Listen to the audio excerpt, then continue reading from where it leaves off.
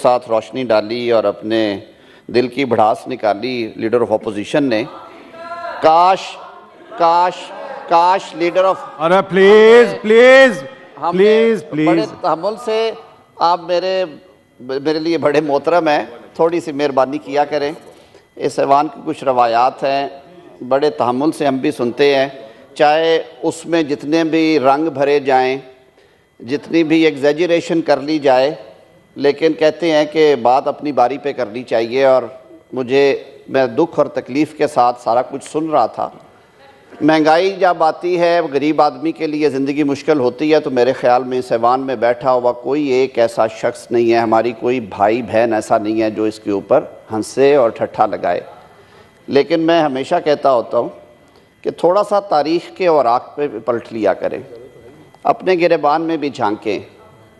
काश ये तकरीरें तैयार करते हुए, senator Falaknaz please no cross talk, काश ये माहौल खराब ना करें उसका प्लीज। काश ये तकरीरें करते हुए आप 4 साल पीछे 3 साल पीछे भी जाएं और ईवान को ये भी बताएं कि तेल की लेवी का मुआहदा IMF से किसने किया था, बिजली के टैरिफ का जालिमाना मुआहदा IMF के साथ और दीगर मालियाती इदारों के साथ किसने किया था, स्टेट बैंक की पॉलिसीज़ इंक्लूडिंग मार्कअप्स और फॉरेन करेंसी के रेट्स के मुआहदे किसने किए थे। तारीख़ गवाह है, इसी ऐवान में इन्हीं सीटों के ऊपर बैठ के हमारे दोस्तों ने उस वक्त आवाज़ उठाई कि हाथ काट के मत दें, हाथ मत काट के दे। ये टाइम बॉम्ब्स मुआशी बदहाली के और बारूदी सुरंगें मईशत को तबाह करने की किसने बिछाई, कौम को ये भी तो बताए ना। ये सारा कुछ करके इस मुल्क की आवाम पे ज़िंदगियां तंग करके, मुआशी बदहाली के लिए एक्सपोज करके, अब जनाब चेयरमैन टांग पे पट्टी बांध के वहाँ बैठ गए हैं।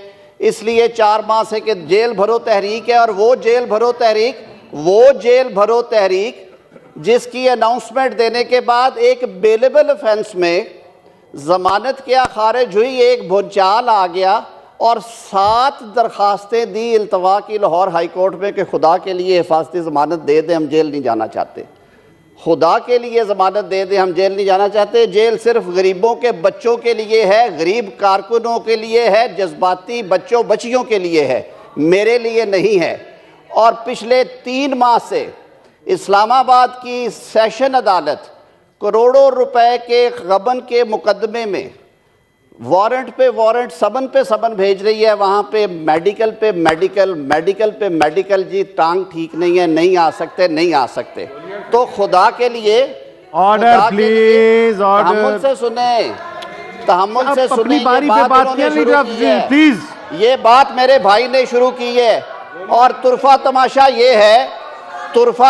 ये है कि यहाँ पे बात खत्म नहीं हुई, बात अब सुप्रीम कोर्ट तक पहुँच गई है। इनके महबूब दोस्त, इनके प्यारे हलीफ टेलीफोनों पे हदायत देते हैं वकीलों को, और फिर उन आला शख्सियात को रिक्वेस्ट करते हैं कि कोई नहीं, छोटा सा काम है, ये बड़ा अच्छा भाई है आपके पास बैठा है, इसके लिए मेहरबानी आपने करनी है, मैं चल के आ रहा हूँ आपके पास। काश आज उस पर भी बात कर लेते। ऑडियो लीक तो कह दिया, लेकिन क्या इस ऑडियो लीक ने सारे निज़ाम का चेहरा जो है वो उससे निकाब नहीं हटा दिया? अदालतों की तरफ उंगलियां उठाने वाले अपने गिरेबान की तरफ भी देखें।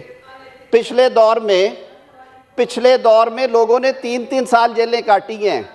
अबूरी ज़मानतों के लिए मैनेजमेंट ज़मानत मिल जाए तो खुदा के लिए इस मुल्क को चलाने के लिए मैं बारहा कहता हूँ, हर वक्त सियासी मोड में ना रहा करें, थोड़ी सी संजीदगी लेके आएँ।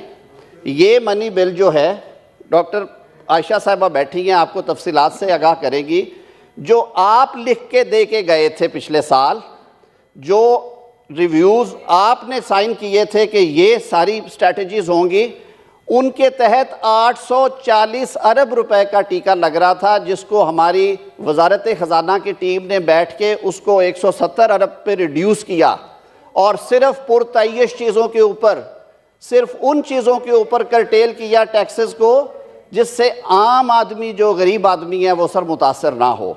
तो जहाँ पे कोई अच्छा काम हो खुदा के लिए उसकी थोड़ी बहुत पजीराई कर दिया करे।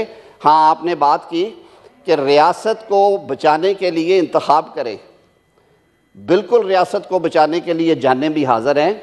हमने तो कोई शब खून नहीं मारा, आपके अपने आप का साथ छोड़ गए और आपके करतूतों की वजह से उन्होंने छोड़ा।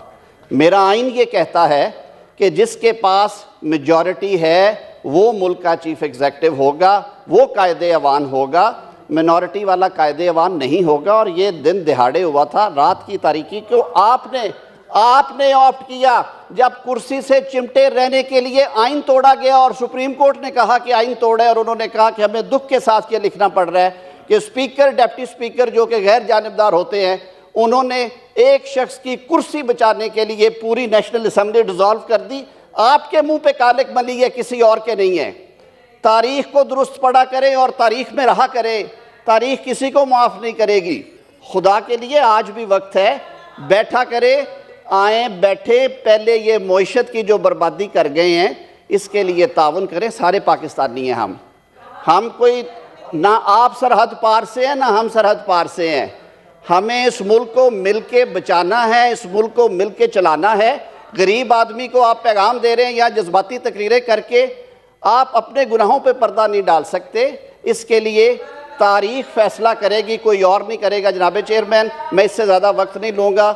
बड़े अदब के साथ मैं सिर्फ़ एक गुजारिश करूँगा कि अगर इस मुल्क में बसने वालों को हमने आसान ज़िंदगियाँ देनी है तो हमें मैच्योर पॉलिटिशियंस की तरह बिहेव करना चाहिए, ना कि हर वक्त उस मोड में रहे जिसमें बर्बादी है, जिसमें तबाही है। बहुत शुक्रिया। सेनेटर मुश्ताक साहब।